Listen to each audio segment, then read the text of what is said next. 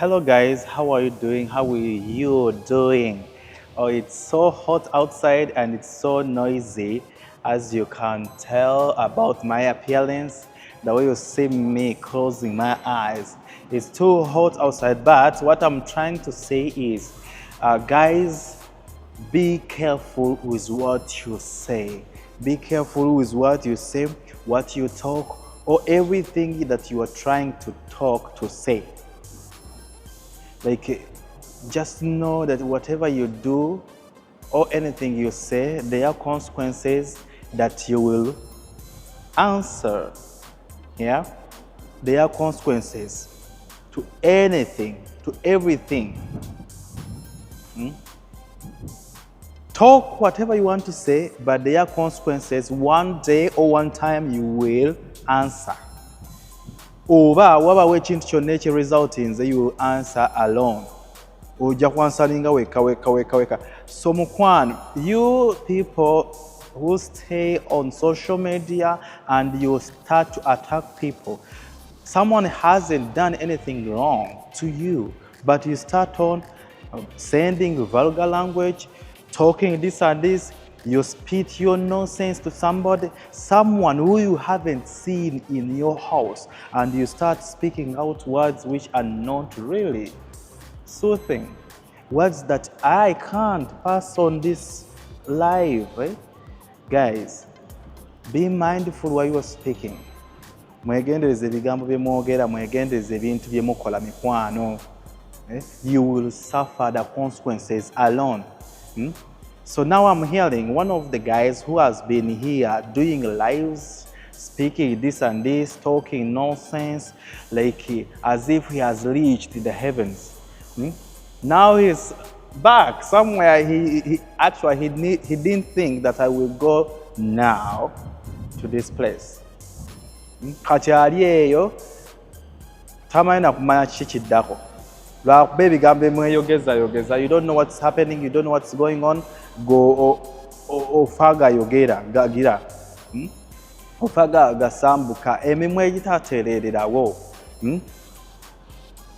Lwaki ba mikwano okutuuka okwessa mu mbeera eyo ey'okubeera judged, buli omu akutunuulirenga atalina makulu, atalina mulamwa, oba ova ki? Why do you risk your lives? You know you haven't reached the point where you would like your life to be. Naye otandika kuvuma abantu, oyogera bintu nga bw'osanze, olw'okuba onoonya likes, onoonya views. Nze views zange si za kuvuma abantu. Nti olw'okuba, of course singa nze kye nali njagala, of course ndowooza singa nina bangi ku mumwa gwe nina guno. Ndowooza nandibadde nina bangi. Naye that is not my target. That is not my target. Gwe n'obeera kuli ku gundi kwolesa buseegu, kwolesa busiru. That's what I can say. Kwolesa busiru akamu ako nga tekasobola kutuulirawo nga kakavundu buvundu, kwogera bintu bya nsimattu, kwogera bintu bitakwatagana. So that's not okay. That's not really fine at all. So buli bw'obanga ekintu ebyo okola kumwamwa kuspitinga buspitinze buli kaseera nti oyogera by'osanze kiba tekikwata tekirina mulamwa. Guys, please be mindful while you are setting a camera in front of you. Just know buli kyoyogera, it is recorded. Buli kyokola kiri recorded, kijja kuba viewed. Abaana bali kiraba bagambe kale laba taata obusiru bwaliko. Kale laba ono ye kitange. For sure I can't call this my dad. This is not the person I should call my dad. Mwana waso alina okuswala okutwalako mu maaso g'abazadde abalala nga oli kiddofe. Olw'okuba nga weebuula ebigambo by'oyogera ku internet.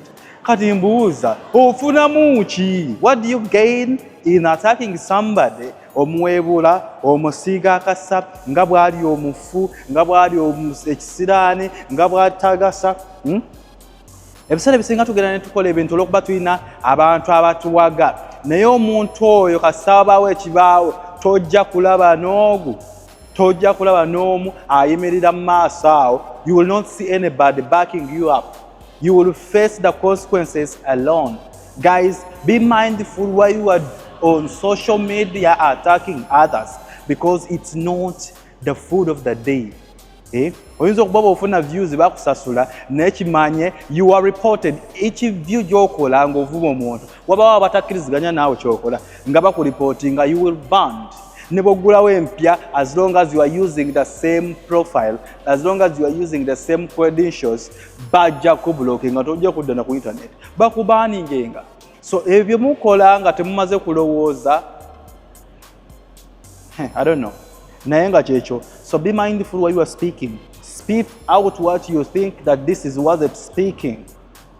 Tomalaga yogera bimwamwamwa bintu bitagenda kuzimba gwanga kale bitagenda kuongerako kale bobongo okimanyi togenda kuzaala mpozi ngoyinza okuba byoyogera nati waliwo abaana babajjajja baba sister bo abatujjako nti oyo anko bagambe labanno anko yoyo si wakika kyaffe oyo bakwegaane. So please be mindful while doing everything you are doing. Okay, mbagala nyi ba mikwano, chawo cha mbere mulungi mweraba.